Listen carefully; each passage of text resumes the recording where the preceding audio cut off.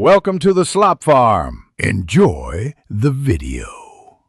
You begin by naming the input and outlining what changes when size n grows. List the core operations, loops, recursive calls, key assignments, and mark which depend on n.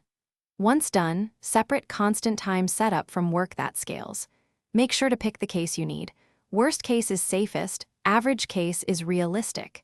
You should start tallying operations now. This initial inventory makes later counting exact and prevents guessing about what contributes to complexity. You now convert control structures into cost expressions. For loops become repetitions, nested loops multiply, recursion becomes a recurrence relation.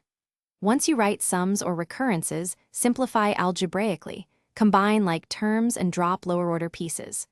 Then translate the simplified form into big O, big theta, or big omega as required. As you proceed, compare alternative paths within the algorithm.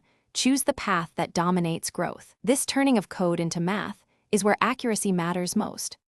You finish by expressing the dominant term in standard notation and stating the case, worst, average, or best.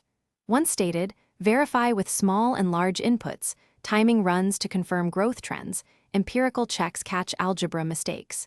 If measurements diverge, re-examine hidden costs like library calls or I/O.